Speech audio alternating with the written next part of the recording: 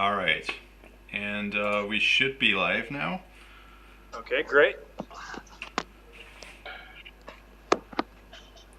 And I'm just checking if the audio works for both of us. Okay, I'm hearing you in scene number 1. And then I'll check in scene number 2. Checking scene number 2.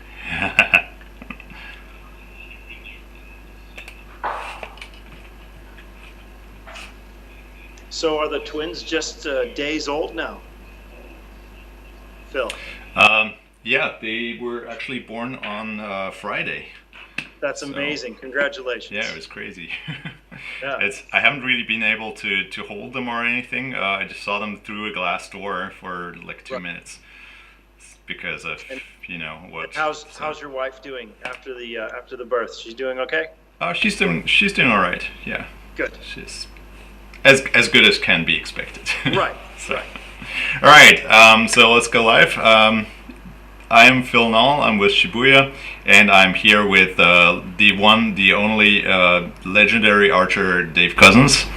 I don't think you require introduction, but just give us a short rundown of who you are and what you've achieved. My name's Dave Cousins. I've been a full-time professional archer for 25 years now.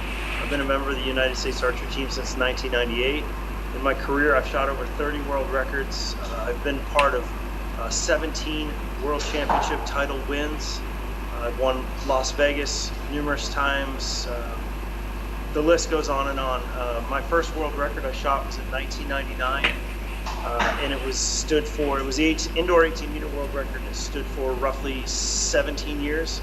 And the 25-meter world record I still hold, which still stands, so that record has stood for over 20 years. Awesome. In addition to being a full-time professional archer, I also consult and do sales and marketing, product testing and development, not only within the archery industry, but also in other places within the outdoor industry. Great. And my hobbies, I do a little bit of bow hunting, I do a ton of fishing, and I'm also a registered fishing guide. Awesome. So let's go straight into the questions, and please make sure if you're watching this and you can give us feedback whether the audio is working fine. Please put that in the comments. Hi there, BBB Archery. Hope you're doing great. And we'll go to the questions. So first I want to start this out with a gear rundown. So just give us a rundown of what gear you're currently using. Your bow, your release, your stabilizers, everything. Right. Currently, right now, I'm between two bows, the PSE Super Focus XL LD and the PSE Citation 40, which also features the same Evolve cam system as my PSE Super Focus XL LD. My draw length is roughly 31 1/4. I'm shooting 60 pounds, and that's for indoors or outdoors on both bows. Stabilizers right now, I'm shooting Conquest Archery Smackdown bars, the 625 diameter bars. Shooting a Conquest Archery offset bracket. Arrow rest, I'm shooting a Hamskea arrow rest with the Dave Cousins Signature Series Best Launcher. Shooting a Hamskea overdraw. My bow strings are first strings exit wire Magnum. For arrows, I'm shooting Easton 2315s, 2712s, and Pro Tour 380s. That covers everything from my World Archery arrows to my NFA legal arrows to my outdoor field / target arrows. Sight, obviously shooting the Shibuya CPX2 sight and the new Oculus scope.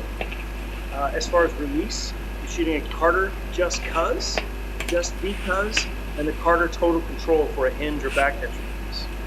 As far as my arrows, I'm shooting Gas Pro, Dave Cousins Signature Series 2.8-inch vanes. And outdoors, I'm shooting the Gas Pro Dave Cousins Signature Series 2-inch parabolic vanes. And only in green. What's with the green? Is there a meaning to the green color, or?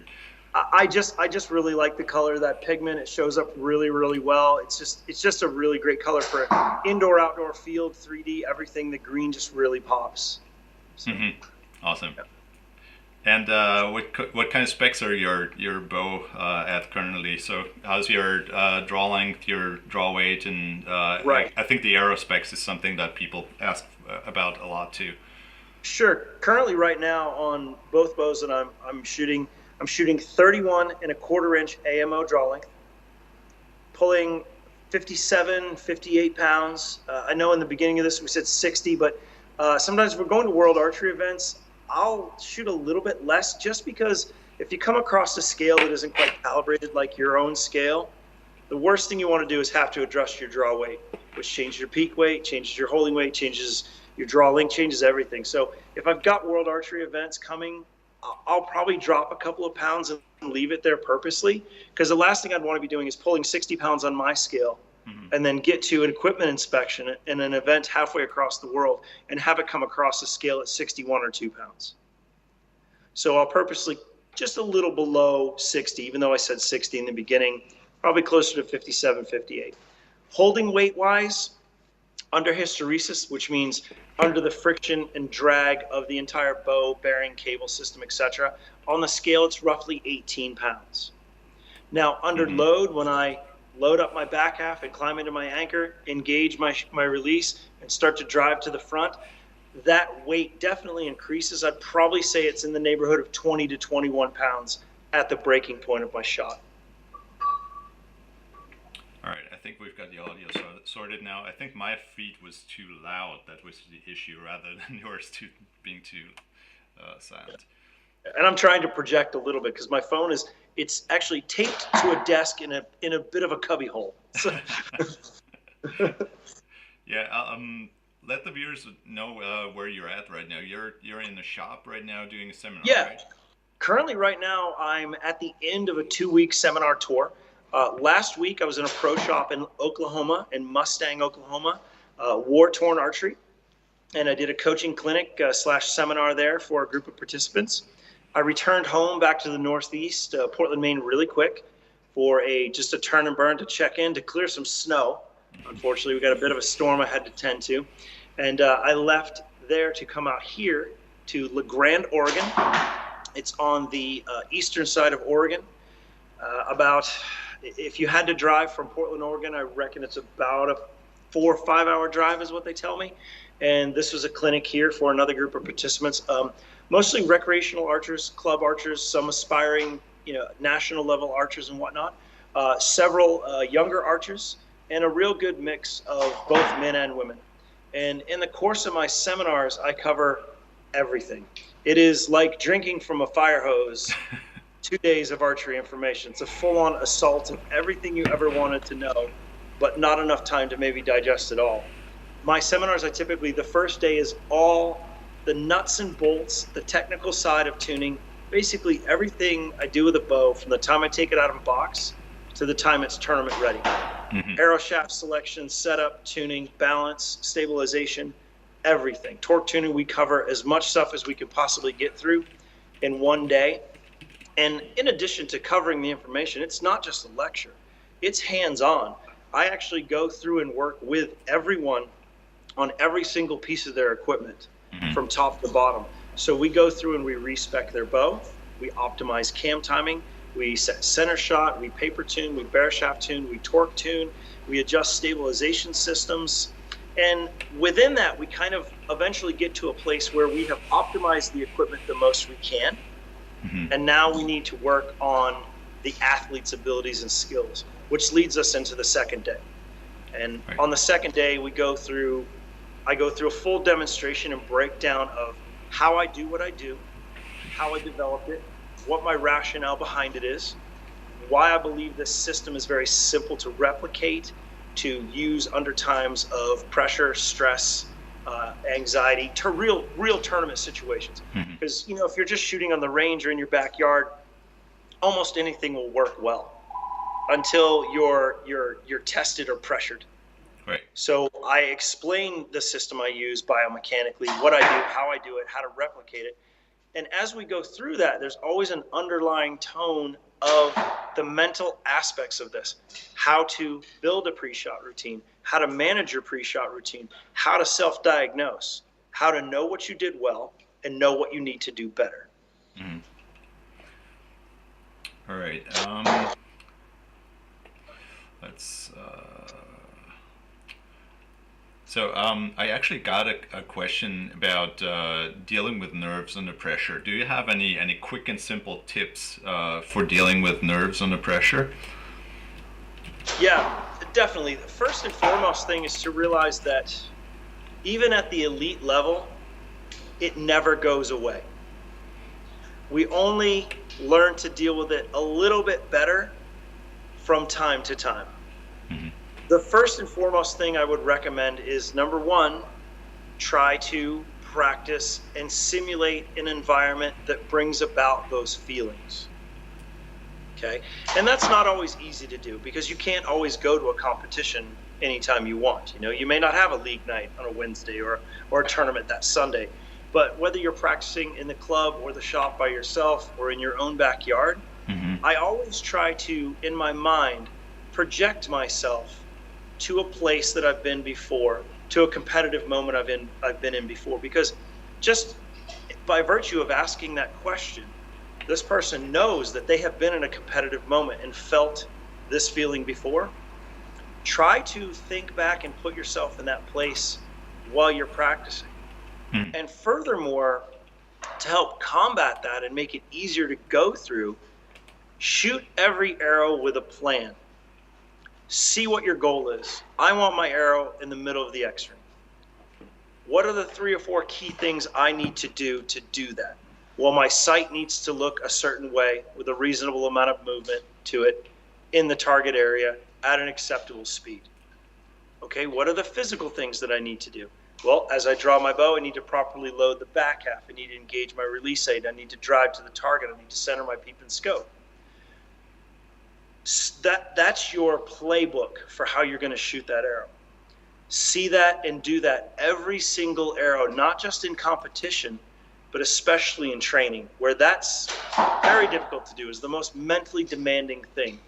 By doing that, when you get into a situation where you feel anxiety, nerves, pressure, stress, whatever you want to paint it with, you have a feeling of familiarity because you're like, well, I've been in this situation before. And it is then in that situation, you'll make a conscious choice to succeed or a conscious choice to fail. The conscious choice to fail will be to disregard your practice and training and be completely overridden by that adrenaline, anxiety, nerves, pressure. The conscious decision to succeed will be, I know I feel excitement. I know I feel differently than I do in practice, but I also know I've put together a plan.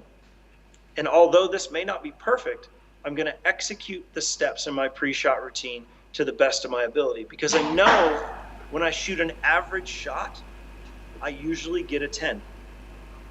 When I make shortcuts, make choices, try to do things quicker, faster, easier, or differently, is when I fail, and I don't shoot 10s. So if I just shoot the average kind of shot I know I'm capable of, there's a pretty good chance I'll get the result I want. Mm-hmm. But the focus has to be on the process and not the outcome. Even though as archers and competitors, we know what the outcome brings us. The outcome can bring you that trophy. It can bring you that check. It can bring you that world record, that belt buckle, whatever it is, the personal best score, the league championship. But you need to really focus on the process and the rewards will come. Perfect. You mentioned briefly with your aiming. Are you a person that minimizes your sight movement, or do you let it float? And if you minimize it, how do you minimize it? Well, first and foremost, I'm a subconscious aimer. That means I do not actually interpret my sight movement, make physical changes to what I'm doing to change its direction or speed or the amount of time that it's in one location or another. So I'm not a physical aimer. I'm a subconscious aimer. So to me, the definition of aiming is nothing more than looking. Like anyone watching this, if they wanted to, pick their finger up and point at a corner of their screen, they just look there and their finger goes there. They don't have to think, move your hand up, move it left, move it left, move it left, slow down, whoop, too far, come back. That's being a physical aimer. The time that you're doing that, in my opinion, you're distracting from going through the physical steps you need to go through to stay within your window of opportunity to make a good, strong, average shot. However, to be a subconscious aimer is, I think it's a little bit easy, but I think maybe perhaps my view is tainted because I've done it all my life. But one tip that I teach people and piece of advice I give them, if you're going to be a subconscious aimer, first and foremost thing you need to do before you draw your bow back is get a picture in your mind of what your sight picture can look like to shoot that 10. Mm-hmm. Because if we really diagnose what the 10 ring, the 11, the 12 ring is, whatever it is you're shooting at, is it one defined little pixel in space, or is the 10 ring an area? And that's a pretty easy question to answer. It's an area, correct? Mm-hmm. And as long as our arrow shaft touches any part of that area, it scores those points that we're going for. So that should give you permission and acknowledgement right there that your sight picture can and will have movement to it, and that's okay. The important thing is that your sight picture is always working its way back to the middle from those minor corrections. And your eye will help you with that alignment. Just like when you drive a car down the road, you're driving down the road, you have the right-hand side of the road on one side where you have sidewalks, where you have the ditch, where you have mailboxes, whatever. If you're in Japan or the UK, flip this around. On the left side, you have the yellow line, you have the other cars. When you first started to drive, it was probably a bit nerve-wracking. Consciously correcting to stay in your lane, to watch out for obstacles on one side of the road and obstacles on the other side of the road, or cars coming at you or going from. Now that you're an experienced driver, you don't consciously make those corrections. You more or less subconsciously drive. It's no different than learning to type on a keyboard, or type on your phone, or tie your shoes, or to pick up a cup of coffee and bring it to your mouth to take a sip. Those are all subconscious acts. Mm-hmm. And if you've been doing any kind of shooting sports for any amount of time, you already know how to be a subconscious aimer. You just have to learn to let go of it. Right. While we're on the topic of aiming, Robert Turner wants to know if you're a relaxer or initiate the release, or adding an added tension kind of guy. Right. For me, I am a resistance shooter. I shoot with, I think you would call it a shot that has a lot of power and strength into it. And I'll explain exactly how I do what I do in a second, but just to know that the way my brain is made up and the way I think about things, for me, it's better to have a physical task to work through and with during the shot than it is to be standing there passive and waiting for something to happen. It just has to do with how I'm made up. So for me, all my resistance to shoot the shot is built into my body before I ever climb into my anchor. Mm-hmm. If you imagine your shot as a dial, and on that dial there's a needle, and the needle has to get all the way to a level of, say, just hypothetically, these are numbers here, painting an example, a level of 10 for the shot to fire, your level of strength. When I draw the bow back and load up my back half and climb into my anchor, I have loaded that dial or power level or strength level to 11 or 12. I have more resistance built into my body than I'll ever need to actively get the shot to break. What I'm doing there, number one, is I'm training my body. These are the limits. This is as far as you can go. You have plenty of strength to work through this shot within your window of opportunity of time and strength. As I climb into my anchor, my peep and scope center up, I descend into my target. As I'm descending into my target, that is when I begin the engagement of my release aid. Because whether it is a strap style release, a thumb button release, or a hinge, you have to engage the release aid with your body somehow. You have to start the motion. You may not finish the motion with your hand or your finger or your thumb, but I really feel you need to initiate it somehow, especially with a hinge release. A hinge will not fire unless it rotates. It's a simple principle of how it's built and designed, right? Is it right? Is it wrong to initiate that movement? That's up for debate. I know what works for me, and it is beginning that engagement, getting that initial motion rolling. Once I do that, I'm settled into the target. So that loading, that engaging, all begins long before I ever settle onto the gold. While I'm settled onto the gold, the strength over that level of 10 breaking point in my back half transitions from my back half to my front half for drive. Drive is there for stability and execution of the shot. So my shot is already under load and resistance long before I ever get into the target. And here's why. And nod along at home with me if this sounds familiar, everybody watching and listening. You know, you draw your bow back, you stop at your wall, whatever it is you're doing. You descend down into the target, you're aiming. You see a range of motion and a speed of motion within your target area that you feel comfortable with. So then it is the time you choose to begin to do whatever it is you do.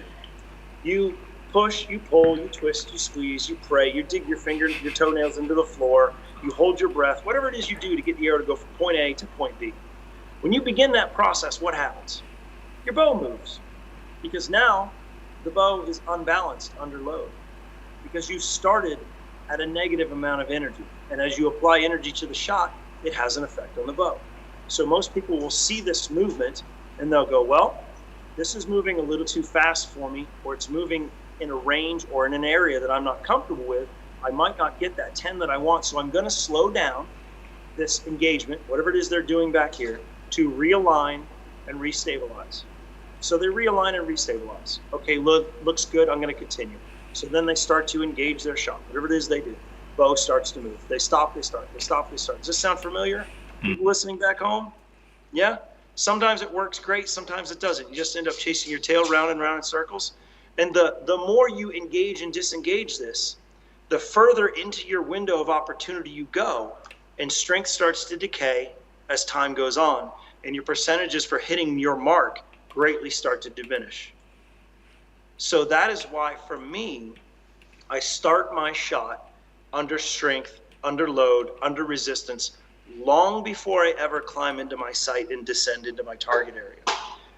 That way, my body has learned to stabilize the bow under resistance, because the resistance is applied, it is dispersed between front half, back half, and engagement long before I ever look through the sight. Then again, that is what works for me. If you're a more passive shooter that believes in a more balanced philosophy, and that's okay for you, that's great. The system I use helps me with my kind of target panic better than any other system. And that's right, with my kind of target panic. I don't think there's a top level archer out there that hasn't experienced target panic in one way, shape, or form or another throughout their career. My type of target panic is the kind where nothing will happen. If I fail to load properly, engage properly, or drive strength to the target properly in the right amount of time, my sight descends into the middle, falls out, and then everything stops. And there I am stuck. 6 o'clock, 5 o'clock, half in, half out of the yellow, and nothing is happening. And a lot of people have the other kind of target panic where their shot is activated by what they see in their scope, because they have learned that if I see a misalignment here, I don't get what I want. So the next time that the sight aligns with the target at a speed I'm comfortable with, and I know I would get what I want, I'm going to send it. And then that leads to anticipation, flinching, punching the trigger, et cetera, et cetera. So for my type of target panic and the way my brain works, shooting under resistance and load before I ever climb into my sight is a huge benefit for me. And also it speaks back to my roots where I started shooting a bow and arrow, which was a recurve bow, Olympic bow.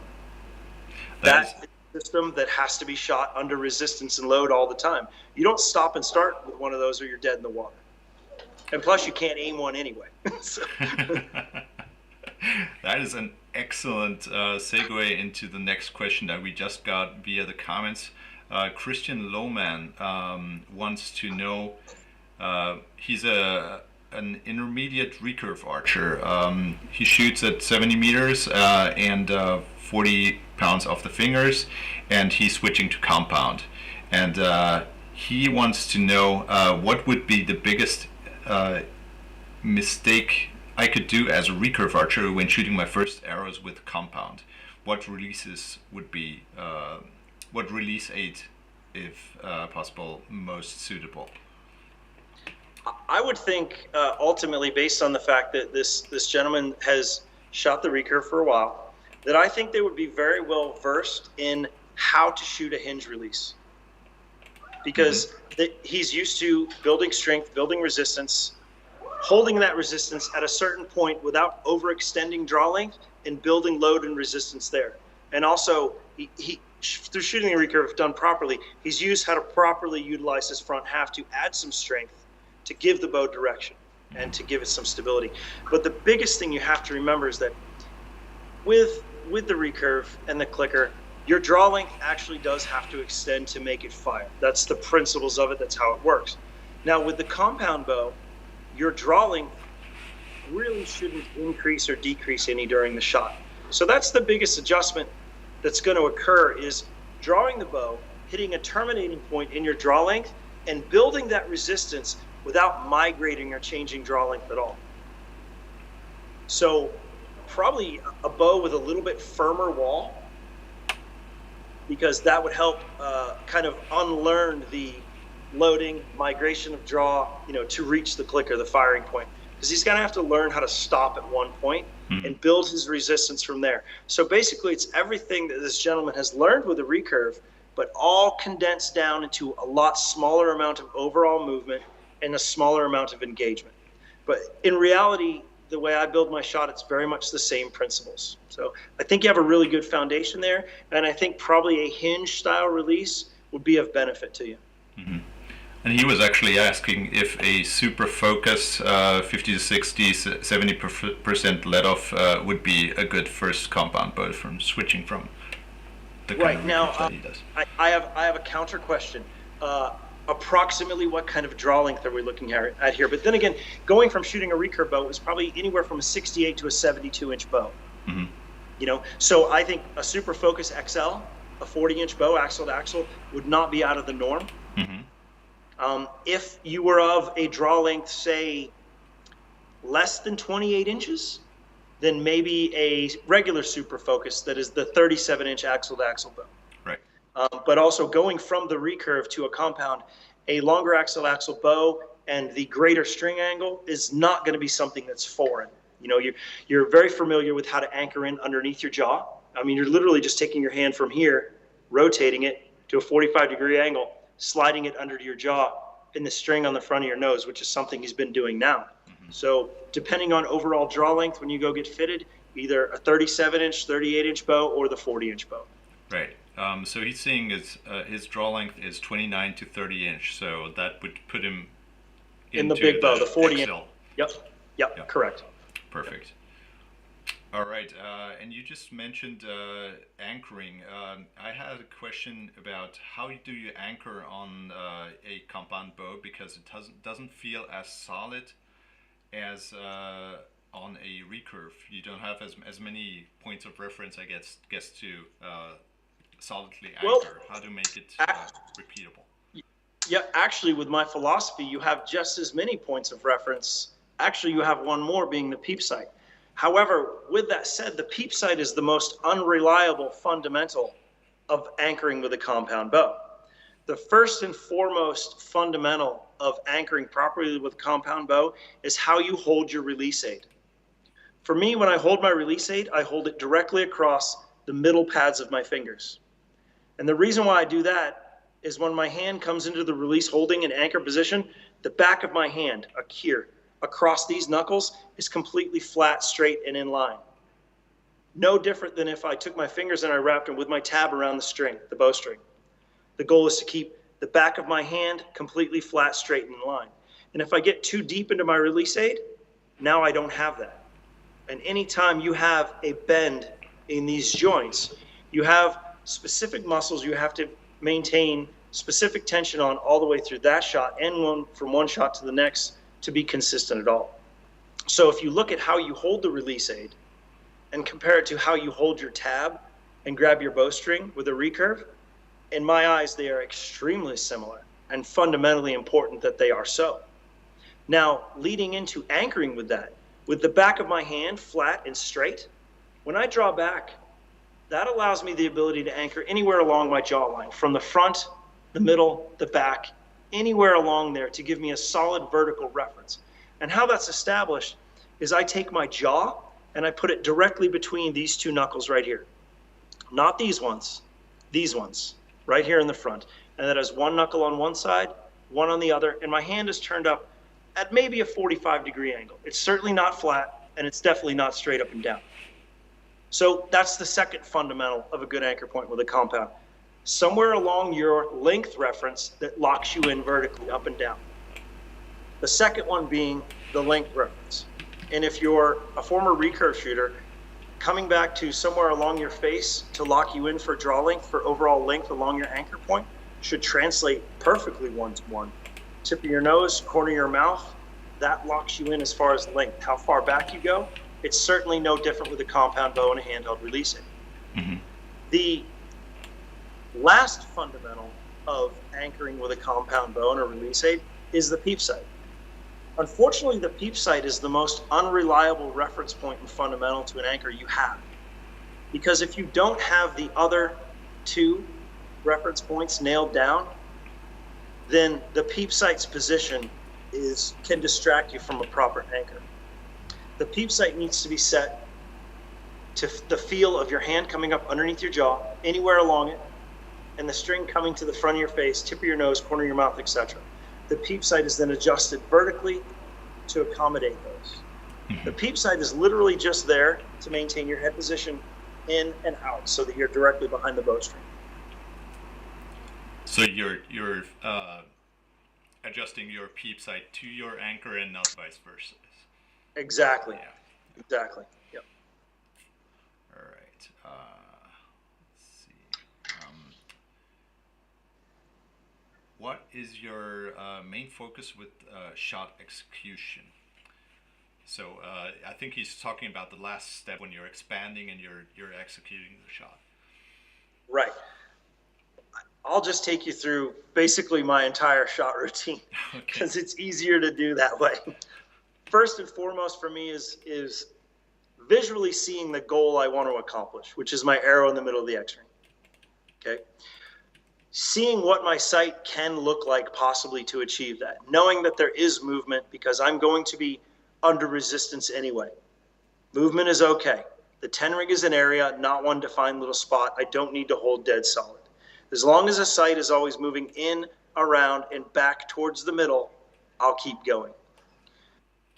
Then my focus switches from, as I draw, proper rotation of my shoulder blade, my scapula on the back half to come out, around, and load back in. That's where the strength on my back half is built. Underneath my scapula, that scapula motion. Front shoulder blade, back shoulder blade, as I draw, comes out, down, and around back in and loads up. Okay. It is at that point I climb into my anchor. Scope and peep come together for alignment. The engagement, the beginning of the resistance on the release aid, whether it's a hinge release or a thumb release, a strap release, I begin that encroachment, that engagement of the triggering mechanism to get it moving. The resistance I've built in the back half will do everything else I need to do then. I don't have to think about adding any more engagement, any more pull, any more resistance. It is at that time that my focus shifts to the front half of the bow, because now it's descended into the middle of the target. Now I'm applying strength, force, drive, whatever word it is for you that defines a proper way to communicate with your front half, towards the target, from my tricep, the back of my arm. My bow arm maintains a good posture, shoulder low, forward towards the target. My bow arm is slightly soft. When I engage that drive to the front, I'm not pushing with my shoulder. I'm not extending my arm. I am keeping that posture and flexing or adding strength right here to the back of my arm, my tricep. That drives the bow up and to the target, and it counters any force I've put on back here. And sometime during that process, within my window of opportunity while I'm still strong, the shot spontaneously breaks on its own. Mm-hmm. On a good day. Hopefully. Some days there's just nothing you can do. You know? So you don't actually consciously set the release timing, because I've got some questions about that too. No, That all happens naturally throughout that process, and it is an application of all of those things, of loading before I climb in, engagement, and drive. All three of those kind of work together to get the shot to break on its own during my window of opportunity while I'm strong. Now, with that being said, not only from day to day, but sometimes from arrow to arrow within an end or within a tournament, that you have to make minor adjustments to the amount of importance or the amount of conscious effort you put on one step or another to get it to work for that day. And I think that's something that translates across everyone's style of execution or how they operate the release aid, that you're trying to keep all these things in the air and juggling them. And sometimes other ones need more attention, and sometimes other ones can be ignored so you could focus on what you need to keep going. It's always in flux. Right. Okay, so we've got the release. All right, let's move into tuning a little bit. I think a lot of people have left questions about tuning. What's your process for setting up a new bow? Whew. Well, how long have we got? As long as you've got. Right. Well, first and foremost for me, my initial setup and tuning procedure is really, really simple and very baseline. It's certainly nothing you haven't heard anywhere else. You can deep dive into it as far as you want to go down the rabbit hole, but in all honesty, if we think about, and I'm going to segue a little bit here, we will come back to the nuts and bolts of this, but if we think about three things and the order of priority they are for an average archer versus an elite level one.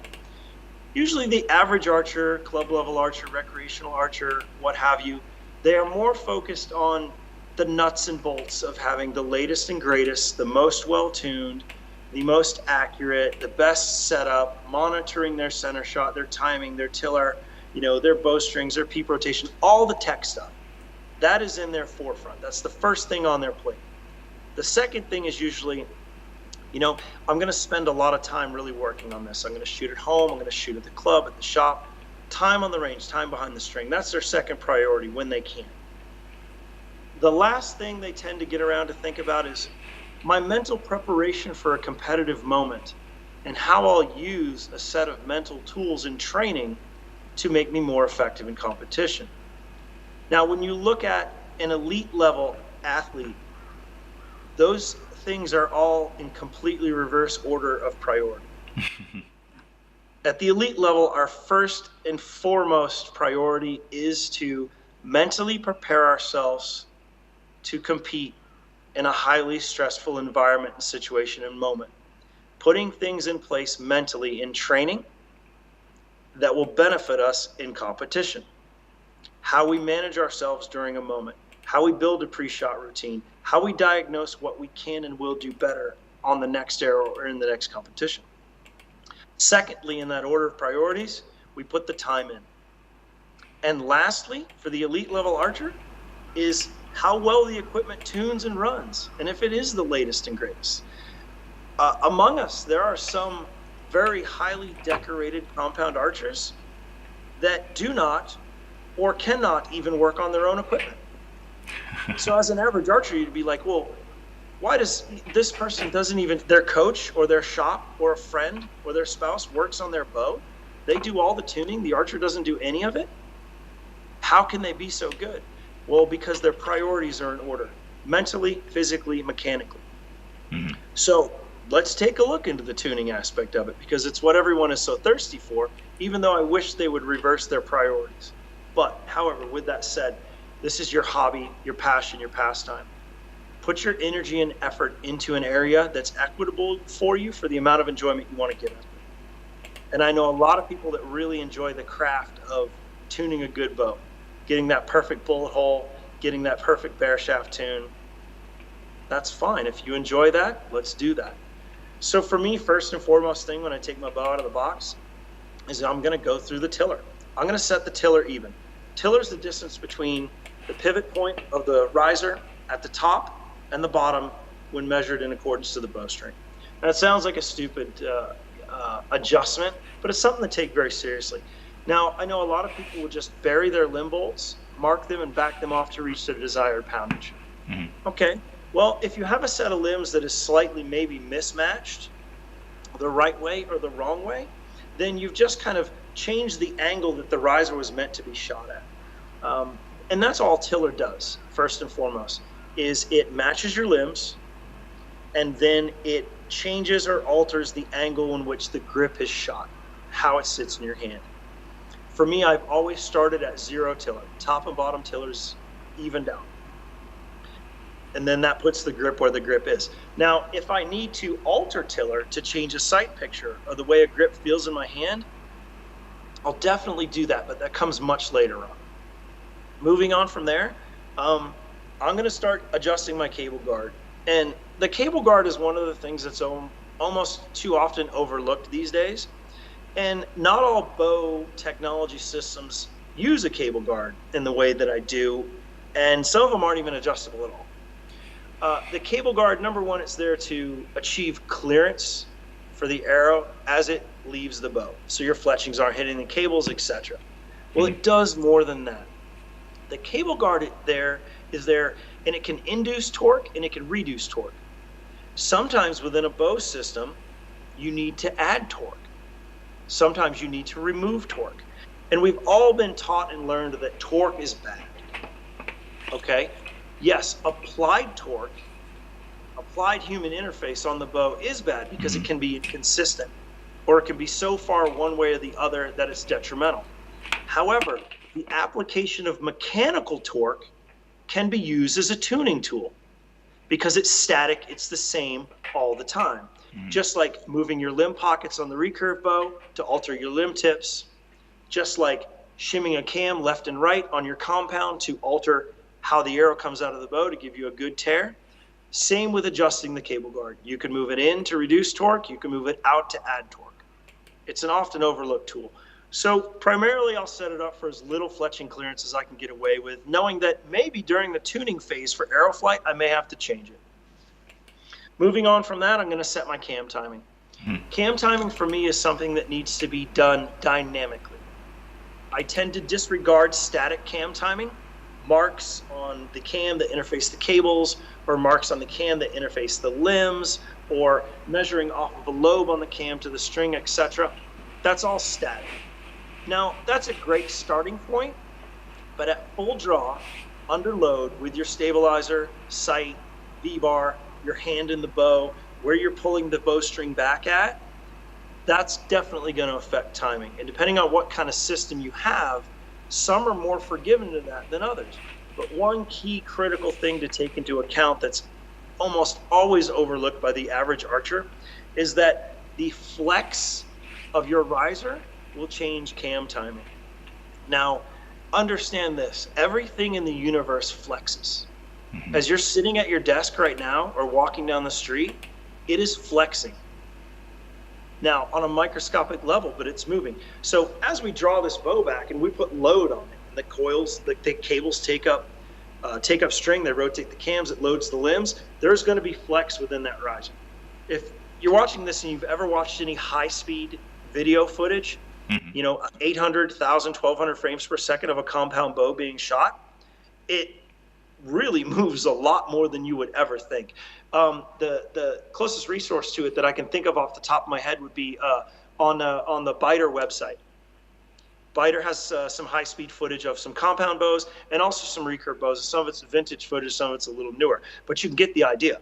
That riser isn't dead solid. Everything flexes and moves. Some flexes and moves more than others. So if your riser is not flexing equally at top and bottom, then it is going to move your cams inward and outward or left and right.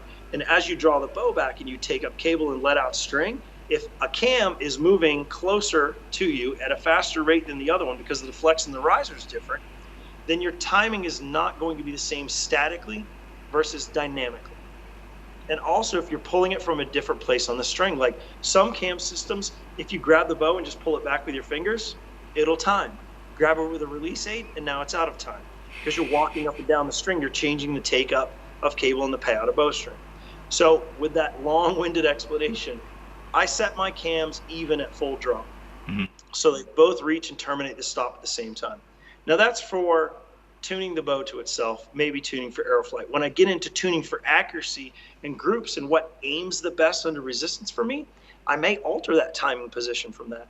And typically when I do, I'm going to alter it so that the top cam reaches its stopping point slightly before the bottom one.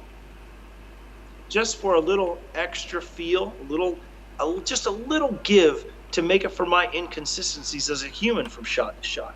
It tends to aim a little better when I'm pushing on the fat part and pulling on the skinny part to get the arrow to go from point A to point B. That's cam timing. Next, I'm going to get into setting my nocking point height and my center shot. Nocking point height, first and foremost, the only tool I need to tune a bow is a bow square. Bow square or a tape measure, that's all you need. You don't need a laser. You don't need a level on your arrow and a level on the bow and a level on your bowstring. You just need a bow square. If you can read a tape measure, you should be able to tune a bow. Anybody that's listening or watching this that is a recurve shooter, pull out their T-square, they've got it all the time. First thing you do, set their tiller, twang their bowstring when they put it together, check their brace height, check their nocking point. Yep. That's it. It's the only tool you need. You need it. If you can read a tape measure, you can tune a bow. It ain't that hard. I'll set my nocking point depending on the diameter of the arrows I'm shooting. Now, when I set my nocking point, I'm always discussing it in reference to my arrow rest mounting hole or burger button hole. The reason why I'm measuring off that hole is because it's a static reference point. If I was measuring off the tip of my launcher blade and say my nocking point was set at 1/8 of an inch, I'm shooting something I see as a miss. I don't like it. I measure that nocking point, and instead of at 1/8 of an inch, I'm now seeing it at 1/4 of an inch. What has moved? Has the arrow rest moved or has the nocking point moved? Really hard to determine if you're measuring off two references which are dynamic. Arrow rest can move, nocking points can move. If you're measuring off the hole in your riser, the hole in your riser should never move. If the hole in your riser moves, you got a lot bigger problems. You know? So with that said, depending on what arrow size and diameter I'm setting up, if it's an indoor arrow, a 23 diameter to 27 diameter, it's going to be roughly 1/4 to 3/8 of an inch above the bottom of the burger button hole to where the top of my arrow nock would be. And then if it's an outdoor arrow, ACE, Pro Tour, Nano, something small, that measurement's going to be a little bit lower because the diameter of the arrow is smaller. So 1/8 to maybe 3/16, understandable. Then comes in the setting of the launcher angle and the height.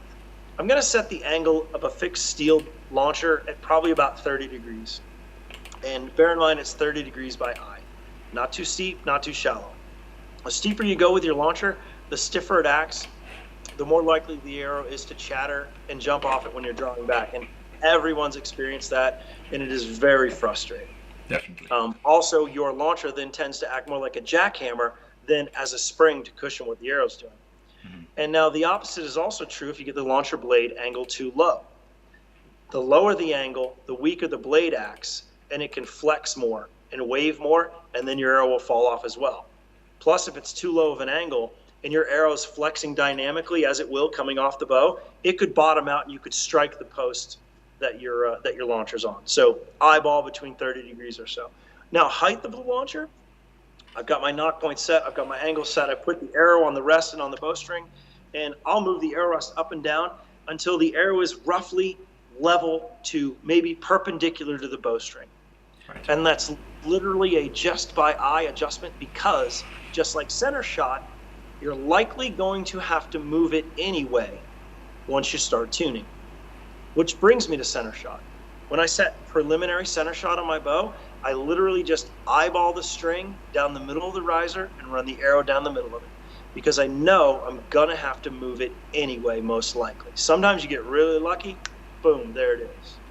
Now with that in mind, if you find through the tuning process that you end up having to move your arrow rest very far outside of perceived center or very far inside of perceived center, there's more than likely something else not correct within the bow system. So that brings you right back to look at your cable guard, look at your timing, look at your initial center shot, look at how your bars are stabilized. But first and foremost, the human interface between the grip.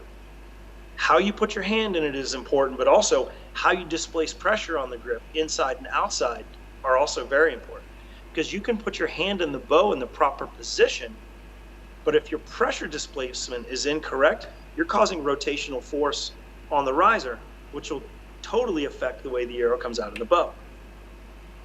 Some bows have systems to counter for that. Some bows have a cam system, which you can shim or move back and forth on a drive system. Others have a limb pocket system, which you can shim. And if we think about the recurve bow, how do we manage limb alignment? We shim the pockets. We move the pivots over, which moves the limbs over, which affects the limb tips, which changes the center shot dynamically, gets the bow to tune. Some bows have a limb pocket system that you can adjust. So looking at those things, but first and foremost, if you have to end up way outside or way inside to get a decent tune, or you can't get a tune at all, look at how the bow sits in your hand and where your hand is. You're more than likely doing something wrong there. Especially if you're shooting the bow and you get left tear, left tear, left tear, no matter what you do, and your friend shoots the bow and they get a perfect bullet hole or a right tear, then there's definitely a difference between what you're doing there. However, with that said, it always comes down to sooner or later, you're going to have to take that bow out on the range and see how it shoots. One demonstration that I do in my clinics when I work with people is I come in with my bow, which will shoot a bullet hole, and it'll shoot a bear shaft in the 10 with my flex shaft at 18 meters. And importantly, with the bear shaft, it'll go in the target straight, not like it's shot from across the room or shot from the ground or shot from above. Straight. That's really important. Shoot that through paper or shoot a bear shaft, okay? And then I'll purposely stand there and torque the bow riser. Torque it, and I'll throw a big 3-inch left tear, and I'll torque it the other way, and I'll throw a right tear, or I'll do a bear shaft. I'll go from in the middle, I'll twist it, it'll miss to the right, twist it, it'll miss to the left. And they'll say, well, you know, this is what can happen with a tune. If your bow hand placement isn't correct or your pressure displacement is causing rotation. However, let's go over here to the range at 18 meters, and I'm going to do a series of 3 shots, a torque tune. I'm going to shoot an arrow dead in the middle without any influence or torque on the riser. Boop, in the middle.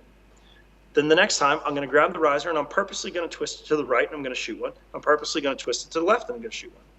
And all 3 of those arrows will land in the middle of the 10 ring.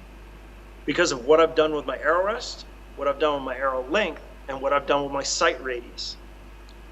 When those 3 things are in balance, and the arrow lands in the middle no matter what you do with the riser, who cares about tune? Because we just took a bow that was perfectly tuned, we twisted the riser, manipulated the tune hard left, manipulated the tune hard right, but all 3 of those shots on the range went right in the middle. So at the end of the day, what's more important? Many times I've walked off a field range and said, you know, would I have scored better if I had a better tuned bow or a better sight tape? The answer is always a better sight tape, or if I'd have made better shots. You know, so yes, you can tune to a point, but sooner or later you have to go shoot it. So there are some things we can put in place that will aid in the accuracy of a bow that might not appear to be tuned so well. Because ultimately, at the end of the day, we are graded and measured by where our arrows land and not how they got there. But I know it is frustrating. We spend a lot of time and a lot of our resources to buy all the latest and greatest equipment and expose ourselves to all the knowledge. And we do want to have that feeling of accomplishment of a perfectly tuned bow. However, with that being said, it's not completely necessary. Get a good tune and then learn how to shoot it. And put some other things in place mechanically through a torque tune by adjusting the length of your rest on your overdraw or your riser, your sight radius, and then arrow length. And by juggling all 3 of those, you can get a bow that'll hit the middle no matter what you do with the riser, regardless of how it tunes. Awesome. All right. Some guy called Hiroshi Tanebe is asking, how do you set the trigger tension and travel on your thumb trigger release? How about the speed of hinge releases? So let's start with the thumb trigger. Right. Now, for me, when I'm working with someone, I tend to set the resistance on their trigger fairly heavy, but maintain very minimal travel on it. The kiss of death with any release, be it a strap style release or a thumb release, 3rd finger release, or a hinge, is feeling the movement of the trigger mechanism. It has a way to startle us and pull us right out of everything else we were doing with the shot, because we feel a creak, a creep, or movement in there. It's very unsettling, because sometimes we interpret that movement as, oh, that wasn't the shot going off? Oh, okay, I guess I better keep going. So I'll set my releases for very minimal travel, if you can perceive any at all. And then it's altering the springs or the tension on the springs to create the amount of resistance needed for the shot to break. And for me, I shoot what would be considered a fairly light trigger. And it's just because of my approach to the release aid. However, when I'm working with someone, I tend to set their travel minimal, but I also tend to set their spring resistance fairly firm. And the reason being, I want them to be able to draw up to load. When they go to engage, get their hand, their thumb on the trigger, their finger on the trigger, get on it, get some resistance, get confident that they can approach and engage the trigger without it going off. Kind of get over that initial kind of, whoa, oh, I'm on the trigger, over the heebie-jeebies, that first initial touchdown of it, so they can get on it and be confident, not be tentative. With a hinge release, also, when I'm working with people, I tend to set them fairly slow with a fair amount of travel, so they can get this sensation of getting on it, getting engaged, getting it moving and keeping it moving, and not being afraid to keep it moving and get it moving. So they can get on it, get through that first initial shock or fear of getting it moving, that it's going to go off. Now, with that said, let's talk for a second about click on a hinge release. I do shoot a click on my hinge release when I shoot one from time to time. I use my click pretty much completely differently than anybody else I know. And I also teach it this way. For most people, they'll draw back, they're at the wall, doing whatever they're doing. They come down into the sight, into the target, and they see a range of movement and motion in the area that feel acceptable with if it went off. So they go, okay, I'm going to begin now. And they pull to their click, twist to their click, whatever it is they do to get to their click.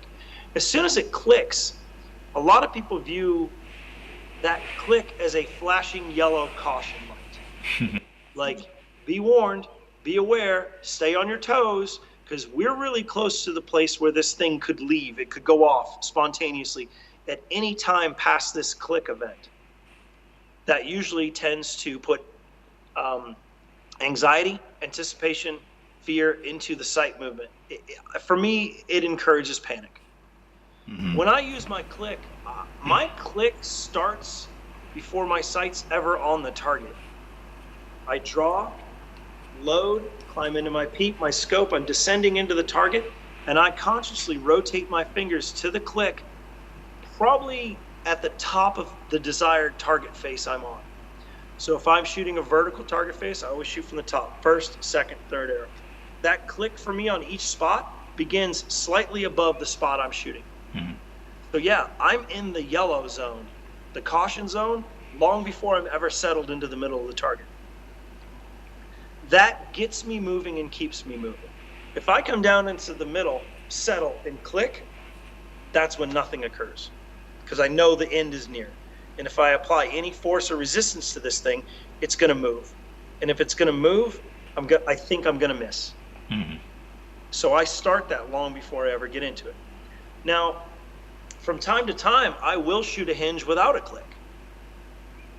And that is also the same. I start that movement and engagement before I ever get settled onto what it is I want to shoot. Now, that's a pretty gutsy thing to do. And it takes practice, but you got to remember, this is what works for me.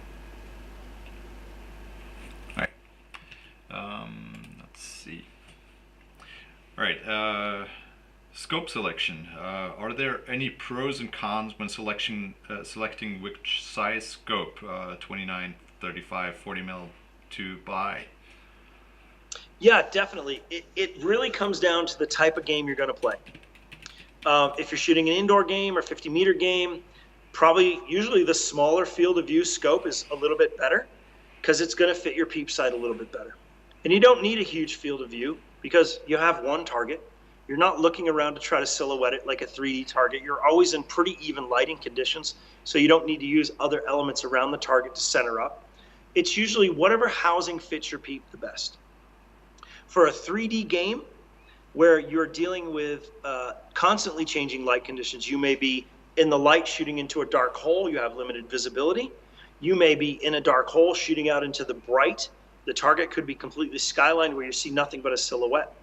In a situation like that, if you have a really small field of view, like a 29, 35 mil, you're not going to be able to distinguish where you are on the target. Yeah, you're on it, but you don't know where. However, one of the drawbacks to that is then centering the scope and the peep together for that fundamental head alignment when you look through your peep sight.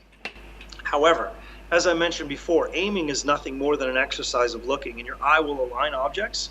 And the few shots that your target may be silhouetted, if you're looking at your pin or your dot on your lens, your eye is probably going to center that pretty good within your peep sight when it needs to from time to time. So that's something to take into consideration. Also, throughout this torque tuning that I talked about, moving your sight in and out, changing your radius, also changes your magnification. The further out you push a lens, the greater its magnification will be. The further in you pull a lens, the lower its magnification will be. So balancing that magnification and the field of view to make it match your peep. If you have a really big scope of 42 mil and you have it out there, say 4, 5, 6 inches off your riser, or using the full extension on your Ultima CPX target sight, and you end up pulling that in to get a torque tune, now your scope's going to be way too big for your peep. Then you need to look at shooting a different scope. So it's kind of that balance. But for me, I pretty much always shoot a fairly small diameter scope, 29, 32, 35, certainly none of the big stuff. And then also with the bigger scopes, your level is further away from your pin or dot. Mm-hmm. So it takes a little bit more time for your eye to focus on the target and the dot, drop down and see the level, and then go back up to it. Then you've moved some. So that gets a little more tricky. So that's why I also like the smaller scopes. My bubble's a lot closer to my aiming reticle. And what scope model and which magnification are you using right now? Currently right now I'm using the Oculus, which is the new scope we have from Shibuya that features the gravity shift technology, which allows you to actually keep your scope at a point on the mounting stud where it's not overly heavy and going to rotate one way or the other. Because when we start stacking sunshades and alignment rings and light kits on some of these scopes, some of them get really heavy and they can be really unbalanced. The Oculus with gravity shift is the only scope on the market that allows you to adjust where the scope rod goes into the housing to keep it perfectly balanced on your windage unit. So it's not going to come loose and rotate. And the nice thing about that system is it'll work on any site, not just the Shibuya site. You know, so if you're shooting if you're shooting an XL or you're shooting a CBE, this is the only scope that'll allow you to adjust the position of where the scope rod is to keep your scope balanced and from being tilted. Because I know everybody out there has looked at their scope at one time or another and it's tilted. You're looking through the bottom of it, you're looking through the top of it, it's not aligned with your peep. With the Oculus, with the gravity shift technology, it completely negates that. Also, too, with this scope, it has more light ports and pin ports than I'll ever use. From the top, from the bottom, at different angles and whatnot. So if you like to shoot a drilled lens, an aftermarket manufacturer lens with a drilled lens, you can run a pin up through the back, you can poke it through a drilled lens. You can run a razor pin, you can run a sight light that illuminates a dot. It's got a ton of moves to it. As for lens power, indoors for me with my sight radius, on Archer's Advantage at full draw from my peep sight to my scope lens is roughly 33 3/4 of an inch. Indoors I shoot a 6 power. Outdoors I shoot a 4 power. Now, when asked, what power do I need? Take draw length into consideration. If you're looking to see the same thing in your scope that I see with my 6 power, but your sight radius is shorter than mine, you're probably going to need a higher power, a 7 or an 8.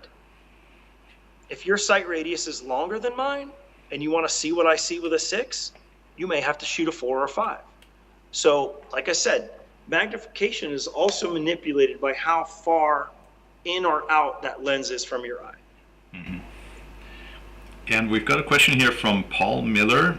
He was apparently at your masterclass at Warntorn Archery this last weekend, and he says thank you for that masterclass. Was a great time. And he asks lens shape, flat glass versus convex. Would the flat have less glare indoors and the convex be better for outdoors? Does it make any difference to you? I think as you go up in lens quality, the higher in lens quality you go, the more curve a lens usually has to it, especially if it's glass. Not a lot of companies make a concave convex or concave concave or convex convex lens. Usually the higher quality glass is definitely not flat. There's not a lot of technology in a flat piece of polymer or a flat piece of glass. And that's in coatings, that's in optical correctness from edge to edge. Usually your better lenses are going to have some shape to them. Yeah. As far as glare indoors, that comes down to lens coating, lens quality, the amount of light you're letting get into your scope. For me, my lenses, when I set them up in my scope, it's kind of in the middle or to the back of my scope. It's down inside it. It's not out near the surface. The reason for that is so I can control the light conditions getting into that lens on the face and eliminate any light getting into the edge of my lens. That tends to give me a sight picture with minimal glare. However, in some conditions outdoors, if you're shooting down into a very dark hole and there's a ton of light out in the open behind you, some lenses, it's almost like looking in a mirror. I've had instances in the past before where I've drawn up out into a dark hole in a 3D tournament or a field tournament, and I'm out in the open with a ton of light behind me, that like looking at your lens is almost like looking at a mirror. I could see more behind me than I could in front of me. And that comes down to, being able to control the light conditions in your environment, which is really tough. If you can get someone to shade your eye, shade your peep, shade you from being silhouetted, and try to get the conditions between you and the target relatively the same best you can, that's definitely going to reduce glare. But regardless of whose scope and whose lens you use, whose peep and whose lenses you use, whatever, there will be some situations where just being able to see is nearly impossible, no matter whose stuff you use. And that's the game when we play outside. All right. Let's move, hang on. There's a question about sight tapes, again from Paul Miller. He asks, do environmental conditions affect the value of your sight tape? For example, when you travel from Maine to Reading, does your sight mark at 30 yards hit higher due to the higher temperatures, or how do you compensate for that? Right. Environmental factors 100% will affect your sight tape because it affects your bow velocity. And it's not always an ambient temperature change. Sometimes it's an elevation change in the amount of moisture or density of the air. Okay. Now, fortunately for me, where I live in the Northeast, I'm only a couple hundred feet above sea level where I live. When I go to Reading, there's not that big a change. At most, and it's certainly not on the short end of it, Paul, it's always on the longer end where you'll see the most effect. So at 30 yards, 30 meters, minimal to no effect detectable. But at the longer distances, 80 to 100, yes, for me, I usually see about a half a yard change. So if I was sighted in and my sight tape was perfect for my two key distances, 30 and 100, of which I printed it at and I checked all the marks and calibrated it's good, I get out to Reading, I'll be in the middle at 30, and at 100, I'll be maybe top of the dot or just out the top of the dot. So I have a choice. I can compensate just by cut a little off, or I can change the velocity of the bow, or I can just put a new tape on. Or based on my user experience going out there, I know I'm going to run a tape that's maybe a foot faster for the longer ones. So I kind of know that going into it. But yeah, definitely, you'll always see it on the long ones. You'll never see it on the short ones. For 3D, anybody that thinks 50 yards is a long shot, it's really not. You're not going to see enough of a difference changing environmental conditions unless you go from scorching hot, high desert heat to southeast Alabama, Florida, Georgia, sea level, humid. dense air so big you got to cut a hole in it to breathe, you know. And 20 to 50 yards are not really far distances apart to get a good tape. Even if I was going to go play a short yardage game, like 50 yards for 3D or 45 meters for European 3D, I would still get a sight tape at a much longer distance, because the amount you can be off on clicks and still hit the middle of a spot at 50 yards or 45 meters is substantial. Mm-hmm. You know, upwards of a half a turn on your sight. You go from the top or bottom of an X-ring that's, 2 inches in diameter. So by using a longer distance, I get a better calibrated sight tape. All right. So we've got a couple of questions about shaft arrows and both tuning as well as building. The first one is when you bare shaft tuning, how do you determine if a shaft is weak or stiff? Well, first and foremost, disclaimer about bare shaft tuning with a compound bow. Mm-hmm. Bare shaft tuning is highly susceptible to any kind of human influence you put on the riser or on the bowstring. So if you have improper grip placement or improper pressure displacement on each side of that grip, or you have excessive string contact with your face, bare shaft tuning could lead to a potential Pandora's box nightmare for you.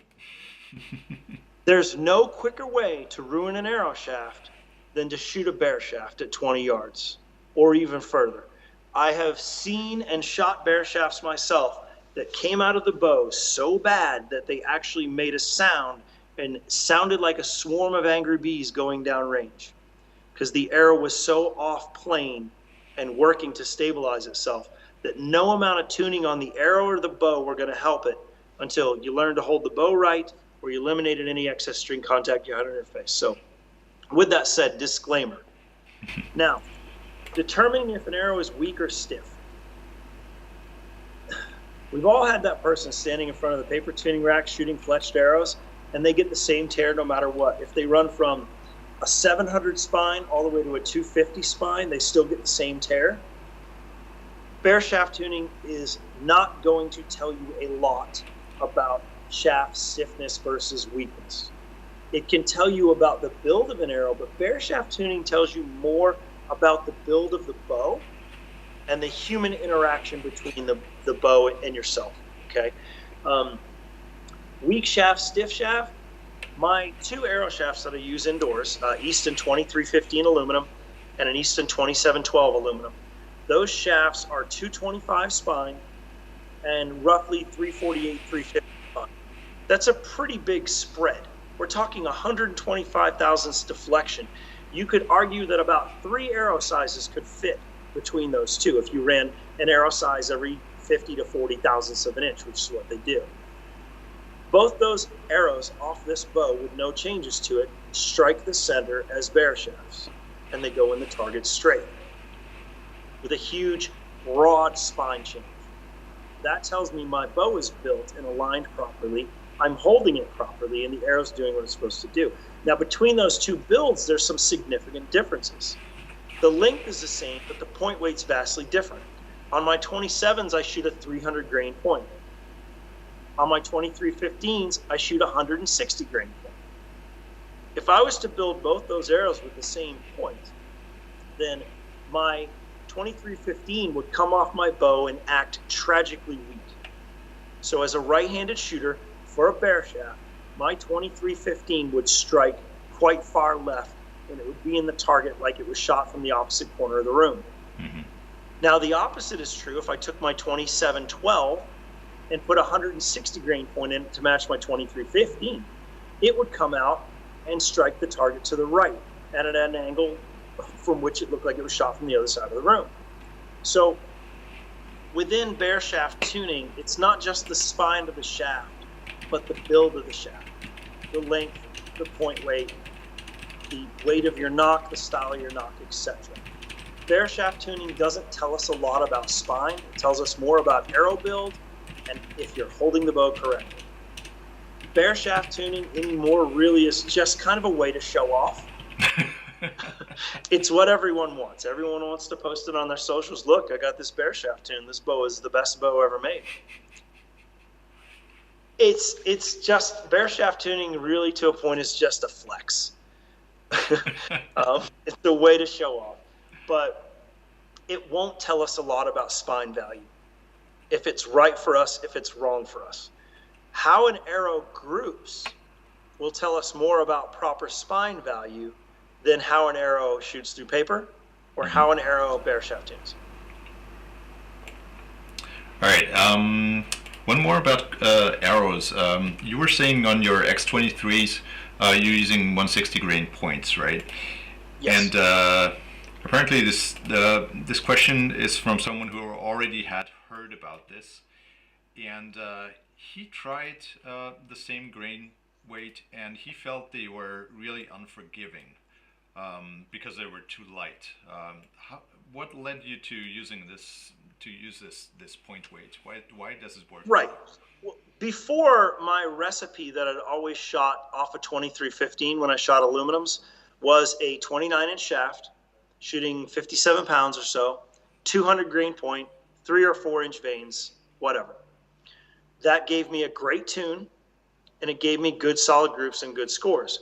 When I progressed back to aluminums again, being on about a year and a half, I think my first tournament back with aluminums was the Kings of Archery 2019. So that was November of 2019 or whatever. I started right off. My first build was up. I'm going to go through all my notes. Here's my classic 2315 build. 29-inch shaft, 57-pound bow, my length, my draw length, 200 grain point. That's the recipe I need. Shot perfect bullet holes, shot a perfect bear shaft. I'm like, oh, this is great. It's right back the way I remember. Let's go do this. And my scores were okay, but the center of my groups was not there. Mm-hmm. My arrows, I didn't know if they were too weak. I didn't know if they were too stiff. I started altering the point weight and studying the center of my groups. Now, granted, my overall score didn't change. Still on the inner 10, shooting 596, 97, 98, 99, 600, anywhere in that upper 590s plus on any given day. But what I studied was the number of arrows that I shot that were better than a half shaft X or less than a half shaft X. And what I actually did was collected my data and I exported it all into Excel. First and foremost, I looked at the number of arrows I shot, the number of arrows that were 10s, the number of arrows that were 9s. On the inner 10, how many of those shots were better than a half shaft 10? How many of those shots were less than a half shaft 10? And I plugged all that data in for the 200s, for some 220s. I didn't have any 175s, I had 160s, that's what I put in. When I exported all that data, when I put all that data into Excel and exported it into a graphic form so I could see it, it was a bar graph. It instantly showed me visually what point weight I needed to shoot for better groups. Mm-hmm.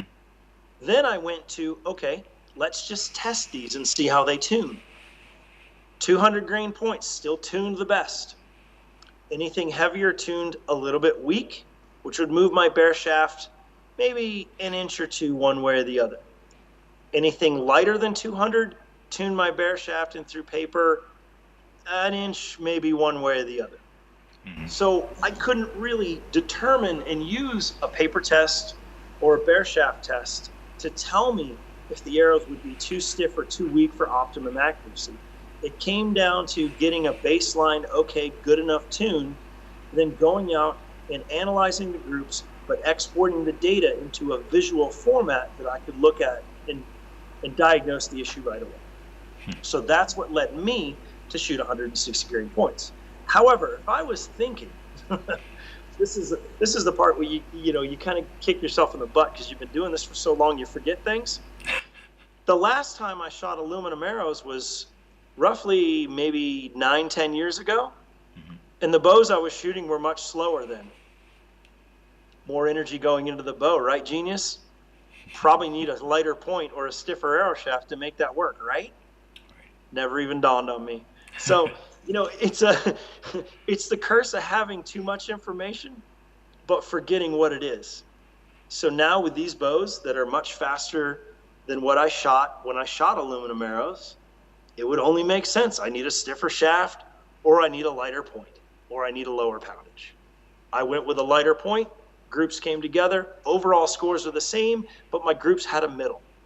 So through all this tuning of the bow and tuning of arrows and building of arrows and whatnot, we're just trying to put things in place mechanically that make our bad shots miss by less. Because no matter who you are, no matter what level you are, club archer, recreational archer, national team member, elite level, world-class professional, you're still going to shoot a bad arrow from time to time. But as your ability and experience level excel, you're going to shoot fewer of them, but it's still going to occur. So we put things in place that make us miss by less. How many times have we watched a shoot-off from an international tournament, or watched your friends shoot at the club and they're up there and, oh no, God, that was a terrible shot. And you watch it through your binoculars, it goes right in the middle. You're like, look at this guy. I wish all my shots were as terrible as this. What a curse. That's because things were put in place to make our bad shots miss by a little bit less. Because sometimes a close miss is still a hit. A half shaft 10 scores just as good as an inside out 10. Awesome. For some reason I seem to have messed up your video for a second there. Let me just try to get that back, and we'll go on to the next question while I do that.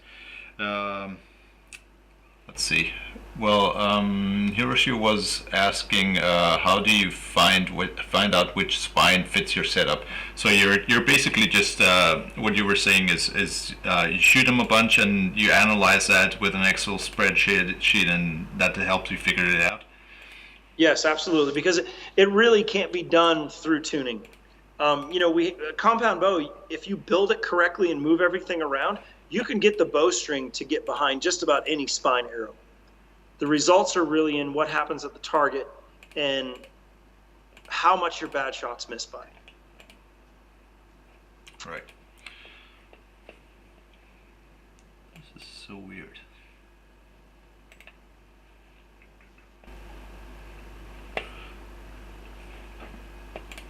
All right, we've got a couple questions about field shooting. The first one, I think that was one of the first ones we got when we started streaming, was how do you compound for high and low angle shots? How do you draw for that? How do I draw for high and low angle shots? For me, my pre-aim is always slightly above the target I'm going to shoot, whether it's straight uphill or straight downhill. I do not draw level and then manipulate my body down to that position. Mm-hmm. I'll draw in an angle that accommodates my approach to that target and then descend upon it. And most of it is done in my lower body, from my hips. That's usually where my angle manipulation is. I've never been one to draw level, come into everything, and then descend down. To me, that's wasting very valuable time and strength that I need to be putting into my shot once I get on target. Mm-hmm. So for me, it's the same approach on flat ground, on uphill or downhill. I'm always, my pre-aim position, I have a place where I put my arrow point or my sight so that when I get done doing everything I'm doing here, I end up relatively close to my target area. The same applies steep uphill and downhill. Just it requires a lot more body manipulation, and that's all for me mostly done at the hips because I do my absolute best to maintain my shoulder alignment. The last thing I want to do is draw for a downhill shot with my body straight and break my shoulder alignment to achieve that down angle. So I will set myself up by altering my hip position, by bringing my torso downhill or uphill, and I will draw in that position to maintain my upper body posture. Granted, in a field environment, sometimes you're just doing the best you can, especially on super steep angles, up, down, side angles, good footing, bad footing. You always sometimes have to make a compromise to get into the position or to gain a footing that's going to give you a solid enough foundation to attempt to make a good shot. But to me, that's the great thing about field archery. It's all encompassing. Not only do you have to set a bow up, get it to shoot somewhat accurately, you have to build a tape, you have to know how to compensate distance, compensate angles, you have to have decent enough form so that when you do get an opportunity to stand there and make a good shot, you make it. But there's always some compromise in your form a little bit to shoot field and shoot field well. And that's why I think it is the full, complete game, because it's not just 50 meters on a flat grass field out in the wide open with everybody. It's not indoor 18 meter in a convention hall, completely flat, well lit, etc. It is the ultimate all-encompassing game. I think if you're a fully well-rounded competitive field shooter, you could compete in any venue. Right.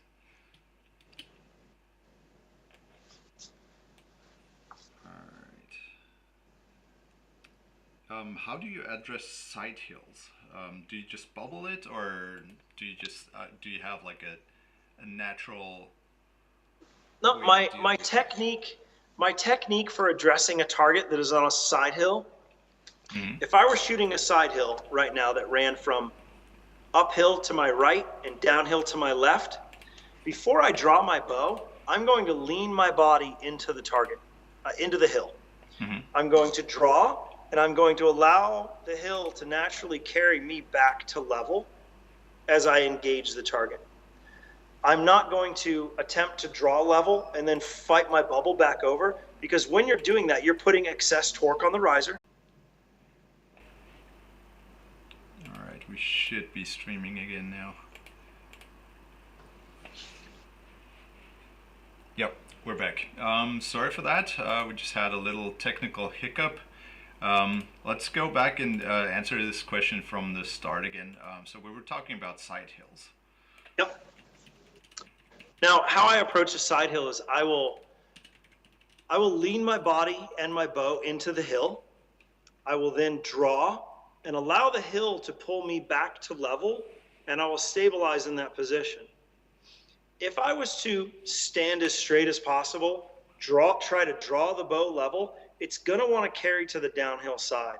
And by forcing it back to level, I'm putting torque, rotational force on the bow and on my body, that during the shot, if there's a break in my resistance, front half, back half engagement, that torque that I apply to it is going to want to uncoil itself and throw you back down to the downhill side.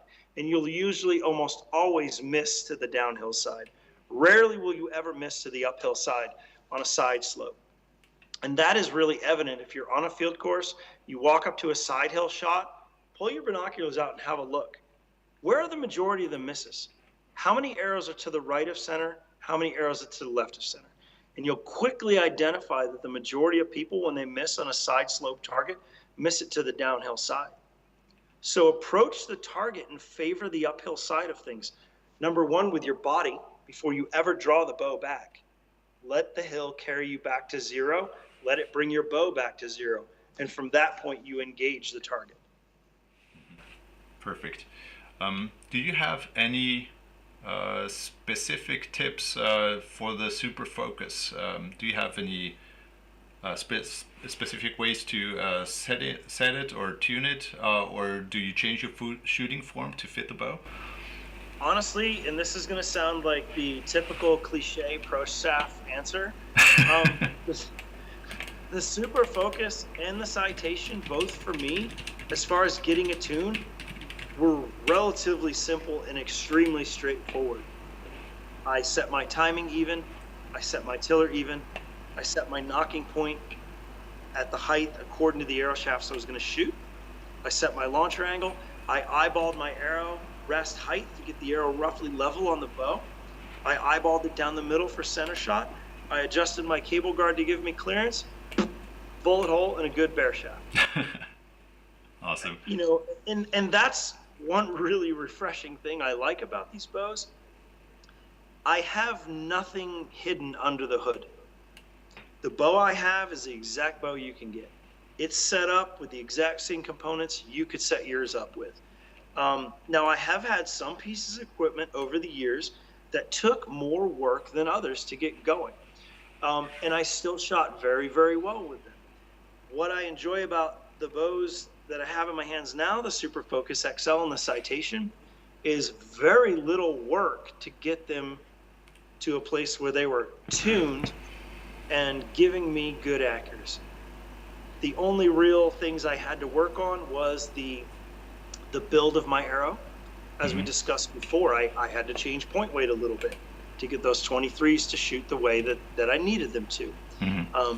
Adjusting of the arrow rest, its length, incorporating an overdraw. Adjusting of the sight length and radius, incorporating that to give me a good torque tune that would hit the middle no matter what I did with my bow hand, regardless of how it affected the tune. Those were the places where I saw the most benefits and spent the most time, because everything else came together so easily with the bows I'm shooting right now. That's awesome. You've shot most of the major bow brands out there. What do you look for in a new bow? Do you have a preferred shape of the bow? Do you prefer straight risers or curved risers, reflex, deflex? The first and foremost thing of selecting a riser geometry, be it straight, reflex, deflex, etc., I look at what's the majority of the time spent that I'll be doing. What game am I going to play the most? If I'm going to be a 3D or a field shooter all the time, maybe dabble a little bit in outdoor target, maybe a little bit of indoor target, I'm probably going to select a riser with a little bit of reflex to it, because I naturally need some velocity and speed for those games. Now, with that said, looking at something to maybe shoot 50 meters with and then a little bit of field, I would probably then also maybe look at something with a little bit of reflex, or maybe a riser that's somewhat straight. I still need a balance of speed, but I also need a balance of feel and a bow that might maybe aim a little bit better. When I came on board with the project I have now with PSE, I was only going to compete in indoor events. That's all I did. We had an array of bow builds I could choose from. We had reflex risers, straight risers, deflex risers. We had shoot-through risers, non-shoot-through risers. I looked at the game I was going to play, which was all indoor 18-meter. And I said, I'm going to pick the best tool for that one game, which was the Super Focus. And now the Super Focus and the Citation's a blend of that. If I were coming into it and I were going to play a lot of games, I would select something with maybe a semi-straight riser or maybe a little bit of reflex. At the time, for me, it would have been a Perform X, or it would have been the new Laser. Semi-straight riser, got some speed, really well balanced for playing at a huge array of games. Same thing with the Citation. But looking at the game you're going to play first and foremost is selecting the bow design for that. Secondly, the criteria for me selecting a bow is not going to be how it tunes. It's not going to be how it feels when it draws back. It's not going to be how it feels when the shot goes off. It's going to be how steady that bow is under resistance. Because if we think about our shot, when is the most important time that the bow has to be steady? When we're applying force to it or resistance to try to get the arrow to leave from point A to point B. When you're pushing on the fat part, pulling on the skinny part, standing there waiting for it to go off, whatever it is, that is the most important time a bow needs to be steady. It needs to be stable under resistance. When I test a bow, that's what I look for. I don't care about the speed too much. I don't care initially about the tune. I can fix that. It's not a problem. How does this bow act when I'm trying to get the shot to go off? Because the steadier a bow acts while it's under resistance when you're trying to get it to go off, the more encouraging it is for you to stick with your shot process. If a bow becomes unstable during that application of resistance to make the shot go off, it can make you tentative. It can make you start and stop your shot routine. That we don't want to do. So within that, not only just bow design, but how a bow is stabilized and set up can help you with some of that. So those are the things I look for. Does limb angle affect that at all? The Yes, performance that's a or really the feel of the bow? Yeah, that's a really great bit of insight. On my bows, I prefer a little bit of a steeper limb angle. I have in the past shot some bows that were fairly parallel on the limb angle. And for me, that creates a bow that is very unstable on a rotationary axis. Mm-hmm. The bow doesn't really tend to move left or right on the target, but it'll tend to oscillate on that because it is very balanced and it is flexing straight up and down. So any displacement of force on one side of the grip or the other will cause the bow to chime or to waggle. And that waggle can be upsetting to look at in your sight picture. A bow with a little steeper limb angle, like I'm shooting on the Super Focus or on the Citation or on the Performex or on the Laser or on even some of the Hoyts, some of the Bowtechs, etc. I'm just looking because these are the bows I see sitting in the shop in front of me now. Just looking and analyzing limb angle across all these brands. Usually the steeper the limb angle, the better a bow will aim under resistance because all the resistance is forward and backward. Mm-hmm. So it's very forgiving to inconsistencies in pressure placement on the inside or outside of the grip. It's going to promote you to be able to drive to the target and build resistance this way and be relatively stable doing that. That's awesome.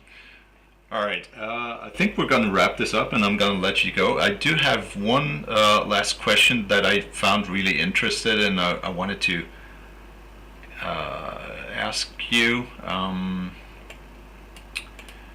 right, let me just get that in the picture. So this question is about age, and I hope this is not offensive to you, but since you've for a top level competitor, I think you would agree that you're on nearing the top level, the top segment of the age group. And has it affected you at all? Is there something that you have struggled with as ages advanced? And conversely, is there something that you feel that the experience and your advanced age has benefited you? And do you do anything to compensate?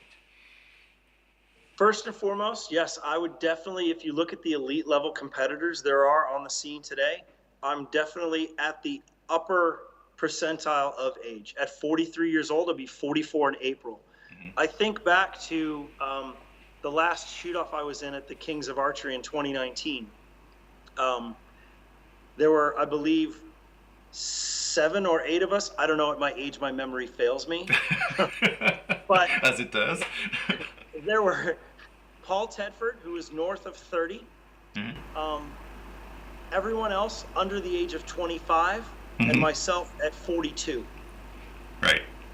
I look back to the last tournament, international indoor tournament I won, which was the World Cup in Rome in 2020. Mm-hmm. 42 years old in the final. Everyone else in the top 8, I believe, was under the age of 30. So, has age hurt me, helped me, and how? I can say for a fact it has not affected my ability to perform both physically and mentally out there on the tour. I think it's actually helped me because, and I know this is going to upset some people, and God, I hope it does, but I look at my competitors and some of them are extremely young, but they're aging a little bit. And I look at people that are in their early 20s or maybe just knocking on the door of 30, maybe starting to crest the 30 mark. And I say to myself, yep, that's cool. You just won a tournament. Congratulations. Can you do that after the world comes to visit you? When you've seen pain, when you know what it is to adult, when you no longer live with your parents, when you have to pay your own bills, when you have to get a job, when you have to have a family, when you break up with your girlfriend, whatever it is, can you still do this when the world comes to find you? I tell you what, you come and find me when you're 40 years old and we'll see. Because I'm still here and I'm still going 25 years later. Now, I know that might be a little pointy and a little sharp and a little spicy for some people, but that's the fact of it. In those years, I've experienced things that will no longer allow me to be rattled at a competition. When you've experienced the world, yeah, a competitive moment may get you excited. It may make you pause and think for a second, but it's never going to completely unglue you. So having some of that real world experience, both my personal life, my business life, it hardens you as a competitor. Mm-hmm. It gives you an air of calm. It's like my old age and trickery will outlast your youth and exuberance. I'll get you sooner or later. And that's kind of a fun feeling going into it, though. And I kind of do. You kind of get into it sometimes. You're like, oh, the old guy. Mm-hmm. Yeah, the old guy's still going. Isn't that cool? You gotta give me a break because I'm old. Why don't you call that one in for me? I might never hit another one again. Why don't you call that one in? But it's definitely helped me. And my competitive life has definitely made me a more rounded person the older I've gotten to. So, Mm-hmm. and I enjoy the game more. The level of drive and desire is still there, but it is a spear that is sharper and a little more focused these days. Instead of just going out there and running at 100 miles an hour in every direction, very calculated in the competitive moves I make, very calculated in the decisions I make in a competitive moment with what I do. Amazing. Let's just let me add one more. Sorry. Hiroshi asks, what kind of drink do you recommend before and during a tournament?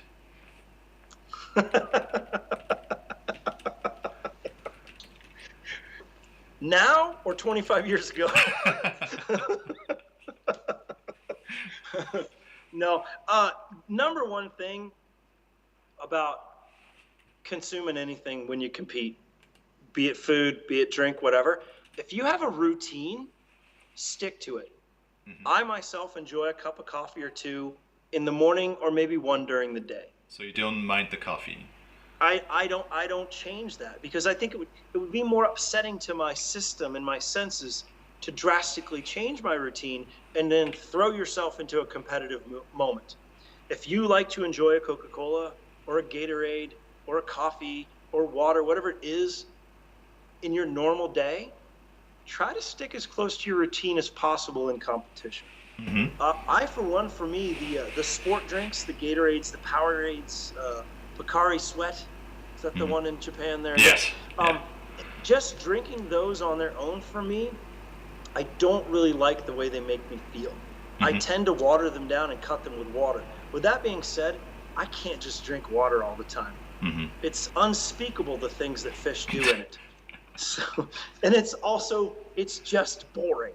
Right. So for me, in competitive environments, I mix, sport drinks and I cut them with water. But I enjoy soda from time to time. Sometimes you need just a little nip of caffeine or something and it's not even for what it does for you. It's just how it sets your mind at ease. Because you're like, God, I could really just go for the aroma of a coffee and just that warm sensation of holding it and maybe taking a sip or two, during a competition. Same thing with snacks. I try to eat, sometimes I'll eat nuts, beef jerky, things like that. Other times, hey, yeah, I'll have a Snickers bar. I'll have a couple of M&Ms. It's just giving myself a little bit of fuel. That's all. All right. Hiroshi is saying he was expecting Rockstar.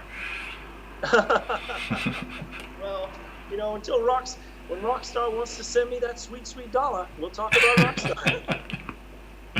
All right, Dave, I'm going to let you go. Thank you so much for your time. What's next for you? Do you have any what's next for me? I'm here in La Grande, Oregon, training at Alpine Archery and Fly for the next few days. And I'm leaving here. I'm going to the Rushmore Rumble, hosted by the NFAA in Yankton, South Dakota. That's going to be our first real big premier indoor tournament here in the U.S. Mm-hmm. Everybody's eager and ready for a chance to compete. It's going to be super interesting because there's a lot of us that haven't had any competition exposure yet this year. Mm-hmm. So it could be interesting. Normally by this time of year, we're all in mid-season form. This is Vegas time. This is the crescendo when we have all tried to cycle to peak in our performance. Yep. So it's going to be really, really interesting at this thing. I'm just trying to train as hard as I can and go there and just commit myself to the process, and hopefully the arrows fall in my favor. So. That's awesome. Well, thank you so much for your time, and thanks to everyone who's been watching this. Thanks for your questions. Dave, always great talking to you. I hope we get to do this in person next time around. And yeah, thanks for your time. Well, thank you very much. Bye. See ya. All right, and we are off the air.